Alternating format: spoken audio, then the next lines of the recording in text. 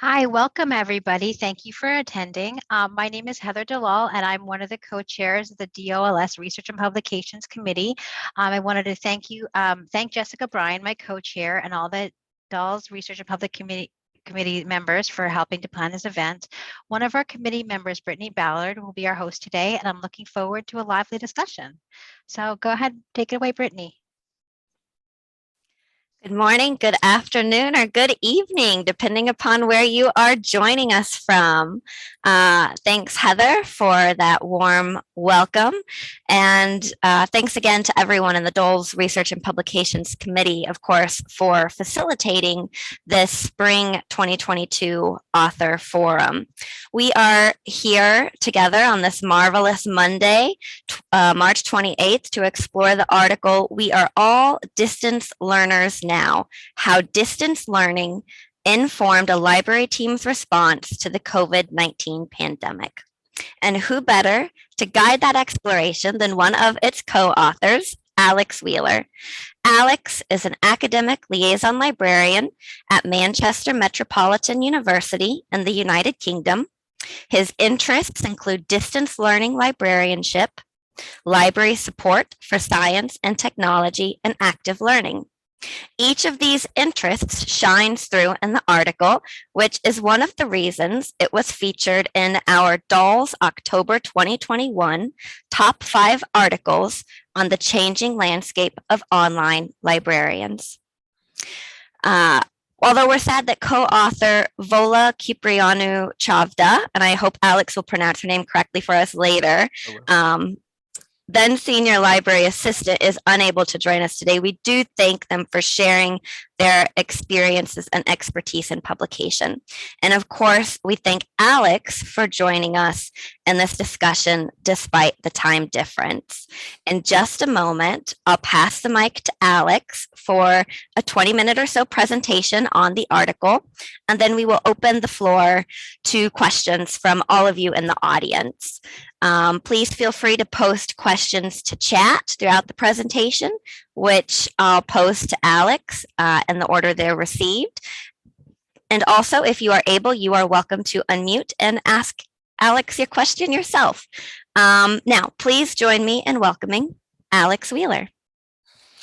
Thank you so much, and it's a real honor and a real pleasure to be here. And I really hope that my thick British accent doesn't get in the way too much. But you know, if you need me to repeat anything, that's absolutely fine. So I'll just share my screen with you now. So. The joy of presenting online. You would have thought I'd got more used to it over the last little while, but there's always some bits that are slow. So thank you very much for having me, and I will try and keep my presentation to 20 minutes. So it's lovely to be here. As I've said, my name's Alex Wheeler. I'm a liaison librarian at Manchester Metropolitan University in the United Kingdom. So a bit of context, we're the 7th largest university institution in the United Kingdom. We've got around about 32,000 students. So we're a large institution, and we're one of several higher education institutions in the Manchester area. So just up the road from us is the University of Manchester with 39,000 students. So there is a huge number of students in Manchester. It's a real hub of higher education in the United Kingdom. So I'm honoured to be here, and what I want to talk about today, and what I will be talking about today, is the article that I co-wrote with my colleague Vola Kiprianu Chavda. Now, I always think of this article, and particularly the further I get away from it, you know, as time goes by, is I'm thinking of it more and more of a specific snapshot of a very particular moment in time. So, of course, unrepentantly, it's going to be very much from a British perspective. So, you know, please do bear with, and if you need anything clarifying, please do let me know. So one of the reasons why it is a snapshot of a particular moment in time is that Manchester Metropolitan University Library has gone through a restructure since the article was written and published. So it very much captures a period that has gone for many reasons. But at the time, at the time of writing and at the time of dealing with the pandemic, I worked in a team that was attached to the science and engineering faculty within Manchester Metropolitan University Library. So there was one library services manager, one deputy, two professional librarians, including myself, and our senior library assistant, who was Vula. And we shared out the subjects between the professional staff, and I looked after sports science and chemistry. We worked as a self-employed entity, and we were very lucky in that we had complete backing of the managers who we worked with at the time, and luckily that has continued in the last little while. So the article itself had a fairly long creative birth. It actually morphed out of what was going to be a solo article, which I was just going to write about library support in general for distance learning. But then, of course, the COVID-19 pandemic came, and it, as I will say several times, it changed everything. So the little bit that I had written sat unattended for well over a year as the pandemic raged. And when Vula and I presented to a group of Northern English librarians in about February 2021, we decided, you know what, we're going to write about our experience during COVID. We've put together this paper. We will do it together. So that was the creative story behind it.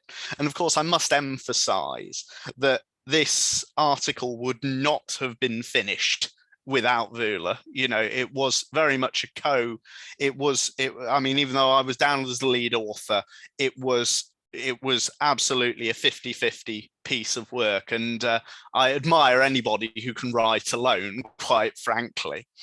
And I think one of the things that I want to be very mindful of, and I want to be sensitive about in this conversation, is that, of course, I'm going to be talking about how COVID prompted innovation, how in many ways it was of a benefit, particularly to my career. But I'm incredibly mindful that of the enormous loss of life. We're well above 100,000 in the UK, and I'm well aware of the pain that it causes and continues to cause, and that's going to be something that we're all going to be reflecting on, all going to be dealing with for many, many years to come. So I just wanted to make sure that I had acknowledged that before we started to talk about any of the sorts of more applicable things for librarianship. Okay, so in a bit of context for us, so how we looked after distance learning programs in the before times, as it were, as my twin brother insists on calling the before COVID-19 period. So I looked after two fairly prestigious distance learning courses. We looked after and I still do, very luckily, look after the chemical sciences degree apprenticeship, which recruits directly from industry. So bringing in very busy, very driven people who are looking to upskill themselves at the start of their careers in the UK's chemical industry. So get very interesting cohorts then. And we also look after a sports science program as well, which again, very well respected in the environment. We get a lot of ex-professional athletes who are coming to the end of their active careers. So we get Olympians, we get ex-footballers, we get ex-cricketers, and we get lots of people from the army, coming in. So again, a very driven, very specific cohort. And so over the course of looking after these areas, we built up our own practices, we built up our own habits. And of course, one of my watchwords is what we try to do, and I recommend this as a watchword to anybody looking after distance learning programs from a library perspective, is try and put together support which is somehow amounts to something greater than the sum of its parts, and more of it later. So on a completely practical level, what does that support look like, or what did that support look like? So I mean, the first one was taking advantage of any and all technological areas, particularly virtual learning environments. And of course, this would mean building up library help sections, streamlining access, which of course is incredibly important, because we know that any more than 2 clicks, people will fall off, won't they? You know, it's user experience 101. So was partly building that up. Webinars as well. Well, I was very lucky to inherit a robust process of webinars for these particular programs, and we used Adobe Connect at the time. And this gave us practice, and it also gave us some fairly key insights, such as the need to prepare dress rehearsals and also prepare assessment material, such as worksheets, which could be shared electronically. More about that later. And we also used to take advantage of some of the specific tools we have available to us in the United Kingdom. So particularly, we were able to arrange video playlists. And I know there has been quite a lot of interest in this. And what we have, and we're very fortunate to have in the UK, is connections between the free-to-air television stations and the universities. So we're able to access about 20 years worth of resources. And of course, this can be incredibly useful for putting together playlists for supporting flipped learning. So this was something that we worked with. And of course, we were very used to using systems such as Kaltura to produce our own content, such as highlighting specific databases. And of course, we had to liaise much more closely on aspects of, you know, day-to-day librarianship, such as book procurement, because of course it was no good for us to be acquiring non-electronic formatted books. So that was interesting from a collection management point of view. So I've got just some clips from those early days, and you can see this terrible picture of me, which I'm glad I've updated in the last little while.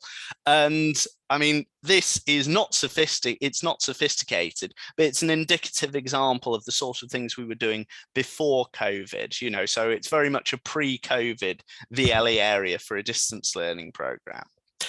So not sophisticated, but again, it's there to do the two or three clicks. It's there to do a job.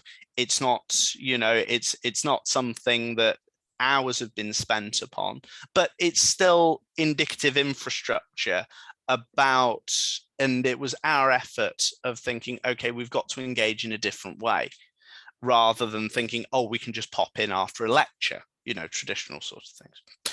And of course, this is an indicative example of what our video playlists would look like. And as you can see, you know, it is based around taking clips and, you know, editing them for a specific cohort in line with the sort of things we have available. It's a very powerful tool, and we are incredibly lucky to have that in the United Kingdom. But you know, more about that later. And then it all changed. So come February 2020, and I'm sure you all felt this as well, there was a sense that something was coming. Yeah, I'm seeing nodding. That's, you know, there was a sense that something was coming. You know, we saw the you know, as it came closer, as the virus came closer and closer to us. I mean, it felt almost like it's in China, it's in India, it's in Turkey, it's in Italy. You know, there was that feeling, you know, and again, I'm taking a very Eurocentric perspective on that. I hope you'll forgive me for that, but you know, that was my lived experience. You know, it was like, it's coming, and you know, and we saw the encroachment on our day-to-day lives. So for example, I don't know if you saw this, but one of the things we had in the United Kingdom was people hoarding toilet paper. and think, seeing that, yep. So we had that. I mean, I remember going to the supermarket with my wife and my young daughter, just as it was going, there's no loo roll. This is mad. This is different. This is something I've never experienced before. And I think a bit of context as well. I wanted to give a frame of reference to how the United Kingdom, or should I say England, how our lockdowns work. So we had 3 lockdowns. So our first lockdown was about the 23rd of March to June 2020. And I started working from home on the 19th of March. We were sent home slightly earlier. But of course, come the 23rd of March, all universities were shut. All of us were working from home, and we were very lucky. We were very lucky that we worked all the way through. We weren't furloughed, or, we didn't lose our support. So that was very lucky. But of course, one of the things we bashed our heads against was leadership over COVID was not the UK government's strong point. And I'm sure that won't be a surprise for anybody to say this. And I'm sure you'll be able to infer my political sympathies, but I won't go into that in any great depth because it's not important in this particular context. But of course, we came out of lockdown 1 in June 2020. But then, of course, there were a patchwork of an ever-increasing tapestry of horrors of restrictions. So, for example, people living where I live in the metropolitan borough of Oldham, we were unable to mix with people from in other households under legal sanction from the 23rd of March 2020 to March 2021. So, and other areas in the country had different things. So it wasn't a unified response. And this patchwork continued. We had a second lockdown in November 2020. I mean, the guidance we were given at that point was stay at home, protect the NHS, save lives. It was very simple. But a lot of the time it was woven, it was difficult, it was almost Kafkaesque. So we came out of the December lockdown, and then of course we had the Kent variant, the Alpha variant. So yeah, we're the variant factory in this country, which is not something to be proud of. Vaccine rollout began in December 2020, and then we had lockdown 3. The winter lockdown, the worst lockdown, I'd say, January to March 2021. It was cold, it was grim, it was unpleasant. And then we had restrictions progressively loosened until they were all removed in England in 2022. Okay, so that's the context. Now here's more of my experience. So this is a picture of me in the first day. So 19th of March 2020, it's me at home. COVID changed everything, including the world of work. Not necessarily for the worst, though. Not necessarily for the worst there. I mean, I do remember thinking, how am I going to do my job from home? What am I going to do? How are we going to manage this? How are we going to manage this? But then, of course, when we were sent home, it was a bit of a relief. I was thinking, okay, I don't have to get the train to work. I can limit my contact with people. And, I got more time with my 5-month-old daughter, who you could see me cuddling, so I've watched a huge amount of children's TV during lockdown. So I'll apologize to any parents out there for being from the country that gifted you Peppa Pig to the world. But, I do apologize, and I do assure you I've watched more of it than you have, no doubt. Okay. But I mean, I think these pictures, I've included them for quite an indicative reason, actually. I mean, if you look at the way I'm sat, look, I'm at a kitchen table. I've not got a proper setup. I've got my iPad next to me. I've not even got a work laptop. I've got my personal computer, and I think it's a really, and I'm cradling my 5-month-old. It just goes to show that what were we doing? What did we know? We didn't know that we didn't know anything. So what do we do in that situation? Well, you grab the only roadmap you have available to you.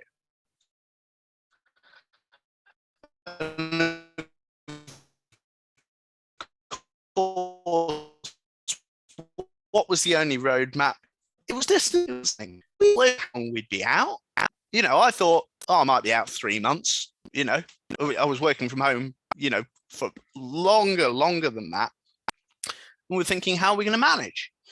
So it was challenging, but it was exciting. And I think this is a fairly universal experience. Universities are a bit like turning around an oil tanker, aren't they? And it can be very, there can be a lot of red tape. There can be quite a lot of directives from above. There can be, an element of micromanaging, that can occur in sector. I'm seeing again nodding. But of course we had freedom, who could stop us? Who was going to say, oh, you can't do this? Because we were working somewhere new. We were in an environment that none of us had ever come across before. This was, last pandemic we had in the United Kingdom that really, stopped day-to-day life was the Spanish flu. So again, out of living memory. So we grabbed the only roadmap we had. And of course, our overwhelming priority in those first few days and first few months was we've got to put something in place. We've got to engage, and we've got to play our part, So of course, what was the thing I could use the model of? I could use the model of distance learning. And this was something I had experience of putting in place. So it was pulling in Moodle areas. It was pulling in clips. It was putting in place digitizations as well, because we have an arrangement with, I don't know how it works in the United States, but we can put in, if we can only get a book in print, we can put in 10% or one chapter, so it was about taking advantage of that and taking advantage of the digital content store. And of course, it meant we had an offer. It meant that I could get in touch with academics running courses that had not been distance learning and say, right, this is what we have done, and this is what we can do for you, and we can put this together. So it was a case of we weren't hand wringing. We were saying, this is what we can do. I can just get on and I can just put this together.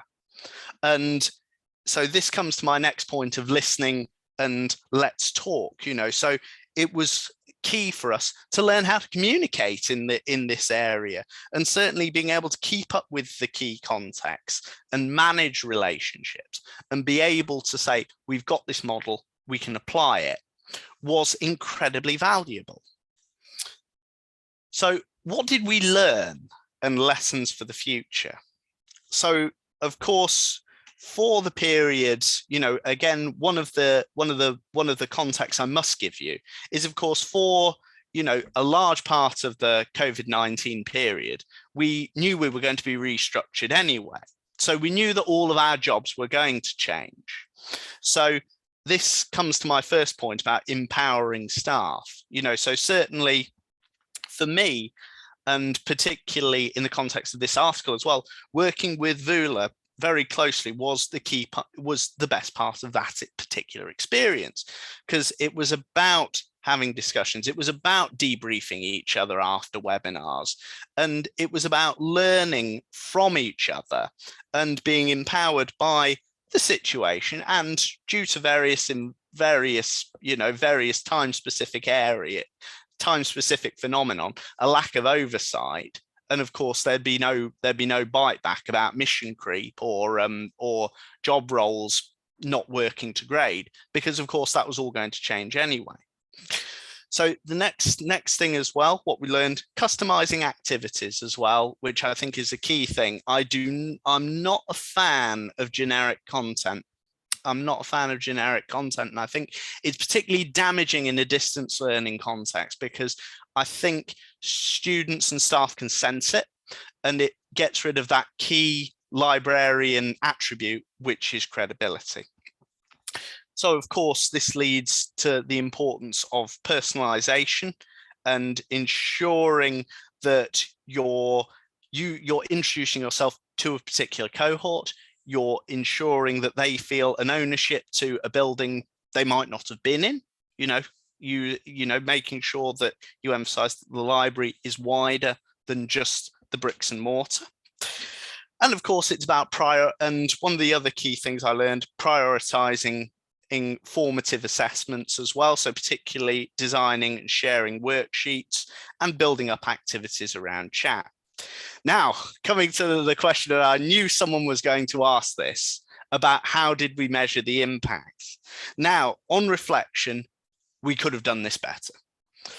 I will say I'm a devotee of library performance, and I recommend to any of you the Library Performance Conference. It's a fantastic conference. And what I'd say to anybody who is looking to put together a program of distance learning support is plan your assessment objectives ahead of time, bring together your framework. But of course, I think as we were, just as it were, to use a slight English idiom, we were jumping in the river and learning to swim. We weren't thinking about that. We were thinking about putting things in place. That would be the criticism I would give on reflection of my response. But of course, I don't feel too guilty about it. I'm still quite happy with what I achieved and what we achieved. So providing some anecdotal feedback, and I won't read it out, but certainly the experience of COVID was, it has been, or as it were, it has almost formed a turning point in my career, actually. I mean, without it, would I be talking to you now? That sort of thing. So it's very strange, the impact that these things have and the opportunities that it gives.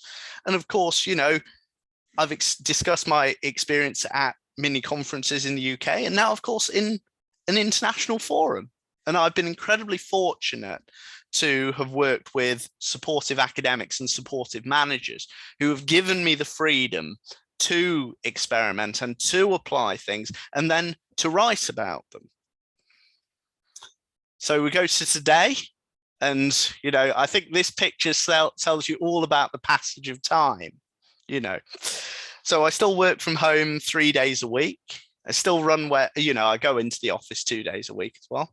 I run webinars, and I have my little girl visit me in work time. The 2 years have passed very quickly. I think what's been wonderful is that COVID has really deepened our engagement and our collaboration and our partnership with academic colleagues, and how this has changed as we move back to face-to-face.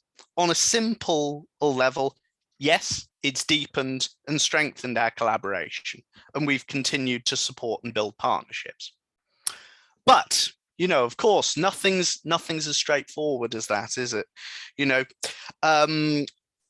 Of course, I now look after more subjects after the restructure, and that's something I'm very happy with. I look after life sciences and natural sciences, as well as just chemistry and sport now. And so, of course, I've got to sit on the fence slightly, because I can't exactly compare my experience, even pre-COVID, with my subject supporting experience and now. So it's a work in progress. I may have to report back. But certainly this experience is something that I've drawn upon. It's something that I talk about, to anybody who will listen and anybody who will discuss. And it's been, it's been wonderful to engage with the wider profession on a theoretical level and on a practical level. And, it's a complete pleasure to be here today. So that's about it from my presentation, and I'm mindful that I've gone about 4 minutes over, but I hope you'll forgive me for that.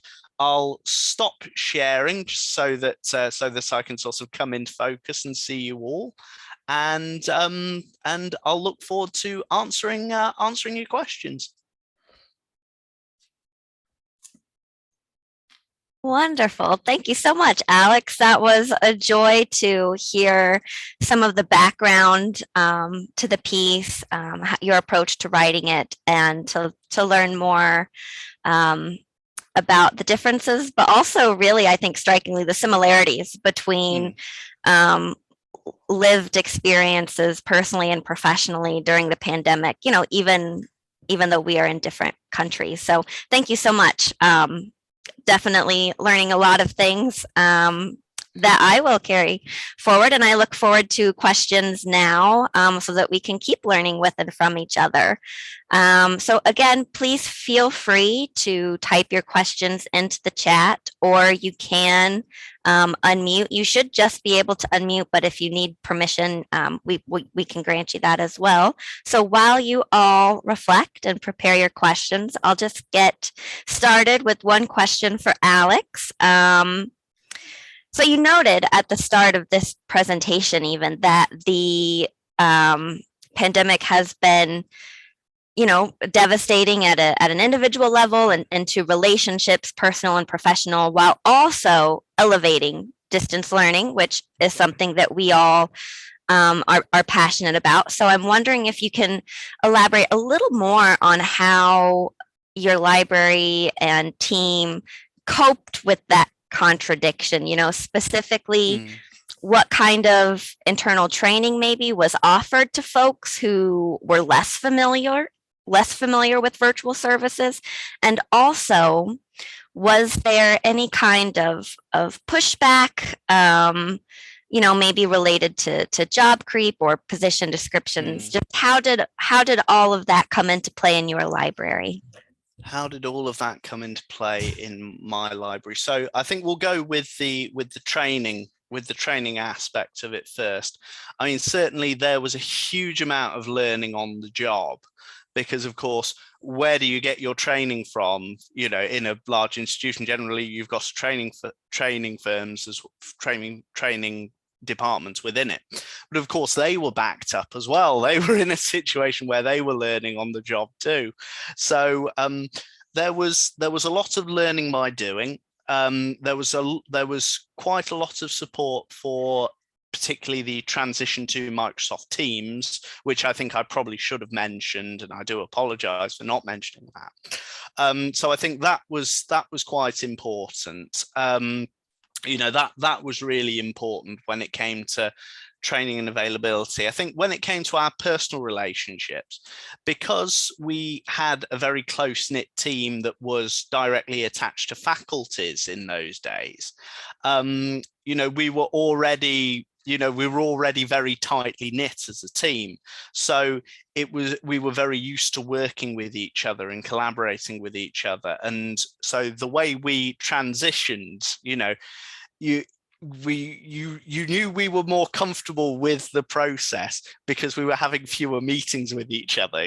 We had, I remember the first few weeks we had a meeting with each other every day, and that then tailed off to twice a week, and then to as and when. So I suppose that we supported each other that way, and in terms of the library as a whole, we used to do all staff meetings as well, which I think everybody will be quite familiar with. And it was exciting. It was exciting doing things differently. And I always made sure I had Libby on my knee so that I could sort of show her to everybody, and that was exciting. And I suppose this concept, this idea of job creep as well. I think I went in, with the feeling that, maybe I went rogue slightly.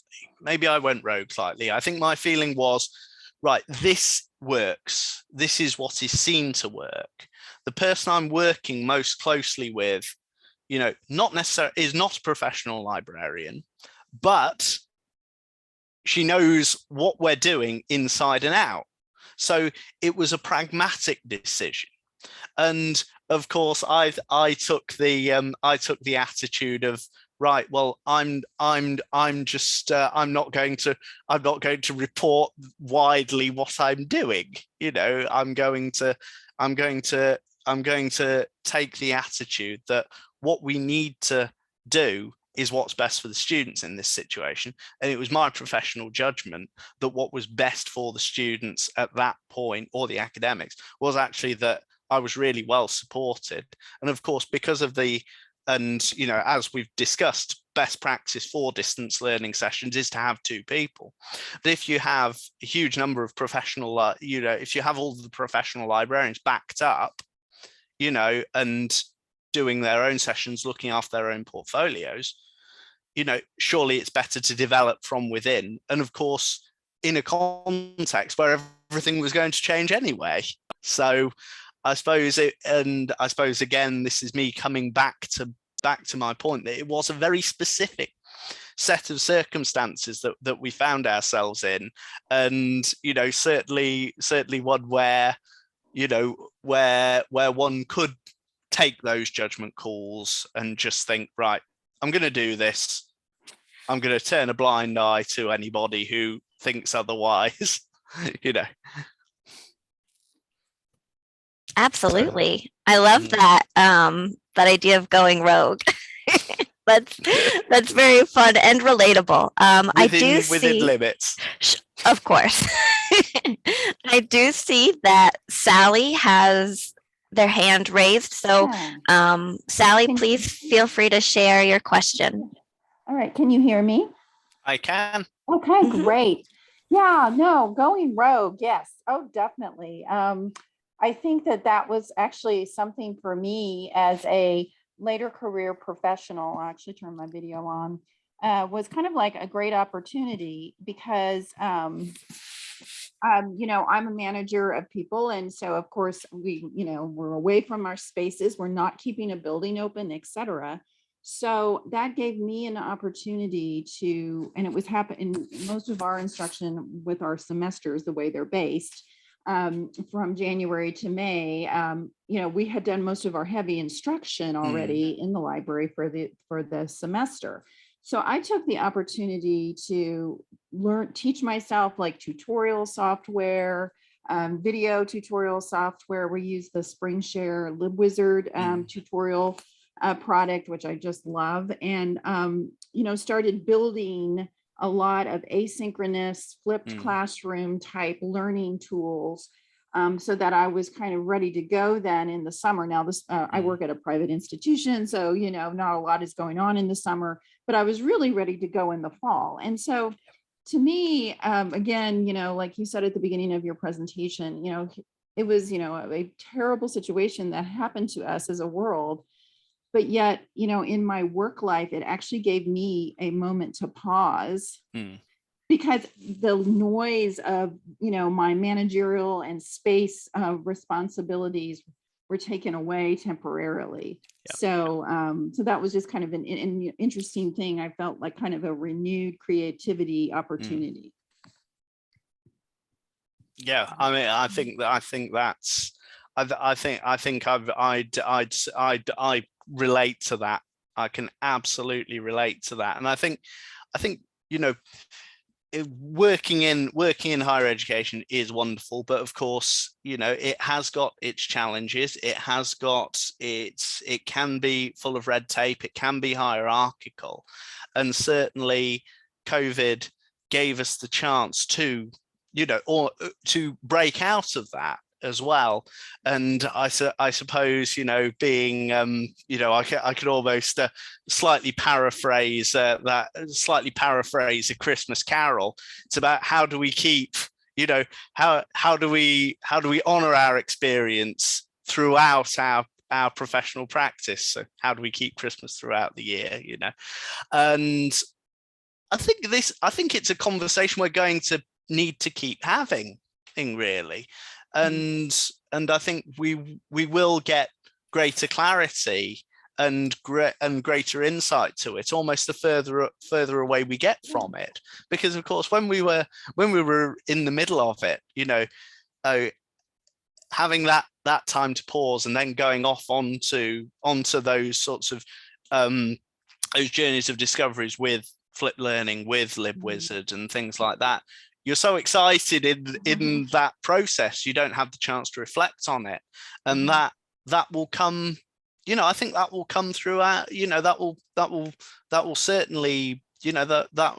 It's going to be something that I'm going to want to think about for the rest of my career. Really, I mean, I sort of jokingly said to my parents at one point, "Well, I'm going to be trading on this period for the rest of my career now," and here I am 2 years later, and I'm still, we're still talking about it.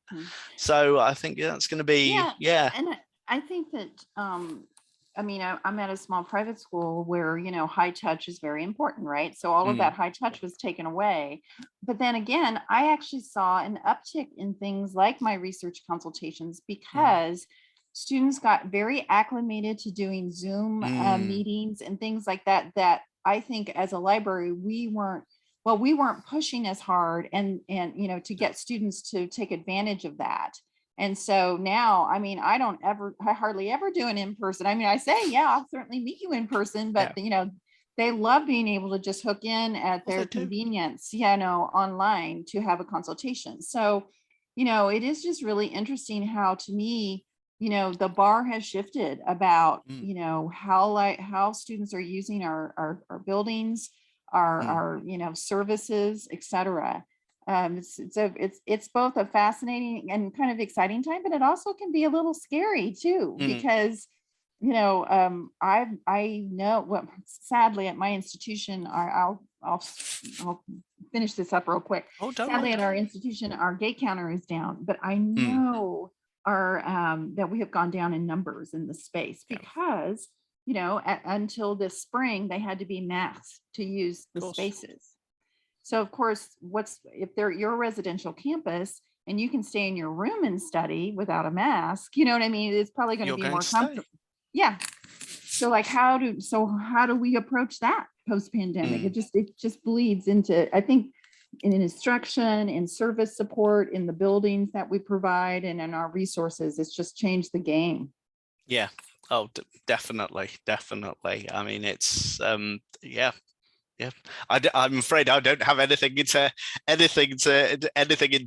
that could enhance that to add. I think that's 100% right.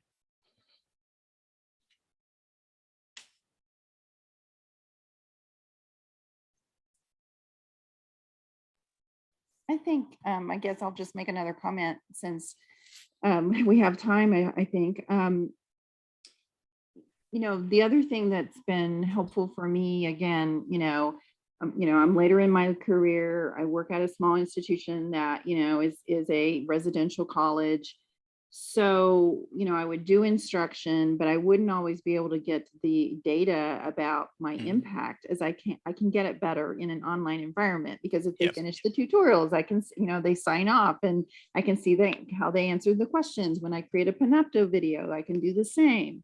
I can, I work with my faculty and I'm embedded in their LMS environments often and do assignments. So I was doing that a little bit before, but one thing I also found was because when we made the shift, the faculty were so desperate to have support in transitioning to online learning.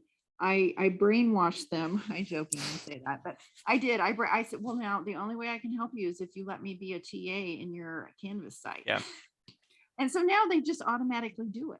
Because I've had that too. Yeah, because I mean, I remember before the pandemic, that was a struggle because unfortunately it wasn't an easy do in our LMS system to add me. And so now they know how to do it and they just automatically do it. And then I have all this access to, as I say, if I have them do a worksheet and they upload it and I grade it, I have that data. If they do tutorials, I can, again, track to see if they're doing them. So then that gives me even more assessment data for impact. Yeah. And I think that's I think I think I'll have to get in touch with you outside of this forum so that we can have a greater discussion and about that, and so that I can apply some of that to what I do. So that'd be great. So any more for any more? As please feel free to post in the chat or ask to unmute. But one thing that I wanted to ask, I've had a great time just exploring the library website, and your YouTube channel in particular is great. I bookmarked it to get some inspiration, so I'll post it here.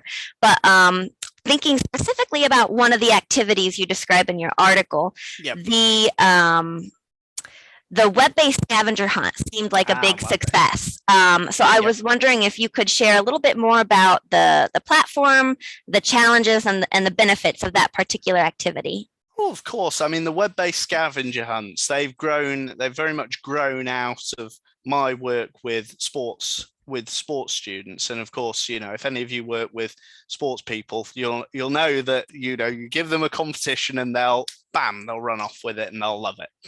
And so I used to do these in person and with the students. So you'd set them off into the library, get them to go and do a number of activities against the clock, and get them to come back to the foyer, and they'd then show you they'd completed it. So in terms of how you manage that online, what you do, or what I've done in the past, is you've got several options. I mean, the first one, and this was all sorts of stuff we learned as we went along, is you can use Microsoft Teams and OneDrive functionalities to share the sheet. You can embed it in Moodle and send it around to students ahead of time, which of course has its drawbacks. It's much better to share it actually in real time. And of course, and then of course, when all else fails, which of course it might do, is you get it as a number of PowerPoint sheets, as a number of PowerPoint slides, and then you ensure, once people have completed it, that they've emailed it back to you running the session, so you can say who's won or not. And one of the interesting things I found is about the competitive element. If you say something is competitive in that sort of context and with those sorts of students, with that profile of students, then it's almost like muscle memory. They leap into it. And this has been interesting as we've moved to hybrid, learning. So say one of the main inductions I did for 300 sports science students this year, that was online. But of course, because it was in a hybrid environment, I was able to make sure that then a prize, in just a slab of Cadbury's chocolate, was then passed on to the academic running the course. So you can then follow it through. And I think next year, what I'll want to do is, if we do it hybrid, say online, I'm doing my elements online, then I'll pop up in a lecture and say, right, the winner, that sort of thing. So it's knowing your students as much as anything else. It's as much an exercise in sort of the Ladybird book of psychology as much as it is thinking about pedagogy. It's thinking, how can I engage students on their terms?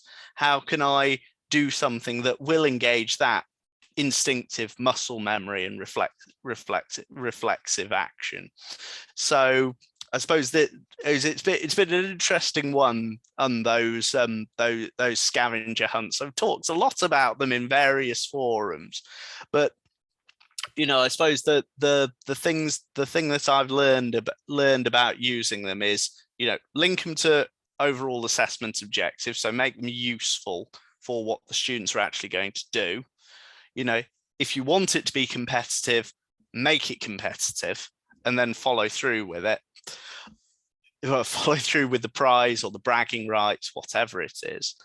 And the fourth thing would be, make sure you've rehearsed it and make sure you know what are the limitations of your platform. Have you got a backup in case it fails? And have you instructed people as clearly as possible that, okay, you're expected to take this worksheet, download it, fill it in, send it back to me so I know who's won. so I suppose that would be my thoughts about how to manage that and how to overcome the flaws that exist within any presentation software, because no one's invented a perfect one yet. I'm likely to see a lot of people going, no. That's I hope I've struck a chord there. And I guess for our final moments together, the big question is, how might you and the library, all libraries, sustain these kinds of efforts? The synchronous online sessions, the worksheets, the reading lists, the asynchronous video resources. So how do we sustain all these efforts, as well as the internal labor and also interest? I think that they require as we emerge, as we think about emerging from the pandemic and transitioning to, post-mandated remote delivery model. Definitely. I mean, I think I'm coming back to my point again about the article as a whole being very much a snapshot in time. And I mean, thank goodness that's not coming back. That time is not coming back. So, I mean, I think the only constant that we're going to see is change. And certainly as we've moved towards hybrid, I'm doing far fewer little bespoke video clips about databases or lit searching and things like that than I was 2 years ago. And I think that's good, because I mean, some of the video making software we've used in the past, Kaltura, it's a blunt instrument, and particularly when it comes to measuring impact. I mean, I've had so many stand-up rows with when people have said, oh, I've got this number of hits. Well, that doesn't tell you anything. You can have 300 hits of people going, oh, that's boring. And then you could have 20 hits where it's been of use to every single one of them. And I'd take that. I'll take that over. I'll take something that's been really useful, above that. But then, of course, it becomes about how do you measure that? And I think that's going to be something that's interesting. And I think with the on the labor side of things, I think one of the things that I found is certainly practice is very much made perfect, and practice is made much more efficient when it comes to that. And certainly I find that you will always, and I think this is a fairly standard experience for librarians, there will be academics who are more pro-library than others. And certainly I think you find yourself in a situation where you're picking your winners, you're picking your supporters, and you're able to, you're in a situation where you're able to apply your practice and apply the skills that you've developed in terms of VLEs, in terms of analytical measurements, in terms of making bespoke content to almost a smaller number. But so I think that there's not going to be the clamor from all directions, and if anything, that will be in some ways more challenging, because of course then we're coming into this period of, right, this has to be perfect. Now, if this is my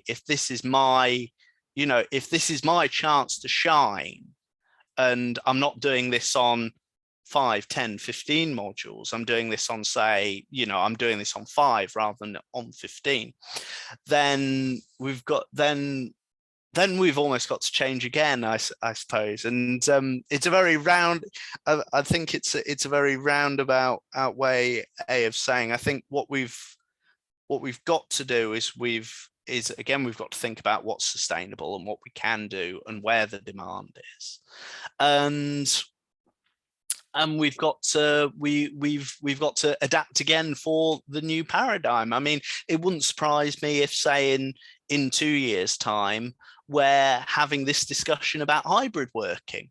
And I think that'll be really interesting to see what people are pulling out when it comes to when it comes to resources for a hybrid environment. I think that's going to be exciting. And certainly I think probably the only absolute I can go with on this is that the best thing that we can all do is, keep talking to each other, keep engaging with these kinds of forums. And I think particularly engaging with people in other countries as well, because I mean, certainly one of the and I think this is a sort of general point about librarianship, and this is something I think about quite a lot, is one of the problems with librarianship in the United Kingdom is that fundamentally a lot of librarians look like this, look like this, and we do not, as a sector, we don't reflect the diversity of our users, and we'll fall into groupthink time and again until we do. Until we do reflect that wider society. So I think I went massively off topic there, but I think that's one of the, I think we need to be up for the challenges. We need to have confidence in the experience that we've brought up over COVID, but we also need to be mindful of the fact that the sector does need to change to reflect so that we reflect the wider society at large. Yeah, exactly. I think that was a wonderful tangent to take with you. And thank you so much for taking this time to share your energy and experiences with us. And with that, I will pass it over to Heather now for Heather to close us out of this lovely space together. Yes, am I unmuted? Yes. Thank you so much for everyone for coming along. Thank you, Brittany, for being a wonderful moderator. And thank you so much, Alex, for coming from overseas, from working out of your hours. This was very engaging and you gave us a lot to think about. It seems everyone really enjoyed it. The only thing I wanted to tell everyone in the chat is that our committee, the Research and Publications Committee, posts top 5 articles 4 times a year, and Alex's article was a part of our October issue. The most recent is up on the DOLS website. I'm going to put a link out there, and I also put another link. The committee also maintains a Zotero library of distance and online learning related articles. So you can always take a look in there if you want to do some research. And we add 2 per quarter per member. So hopefully it's a really dynamic group of articles to look for. So thank you so much again. Thank you so much to Alex and for all the attendees, and and also thank you so much to Brittany. We're done. So I'll ask Gina to stop the recording and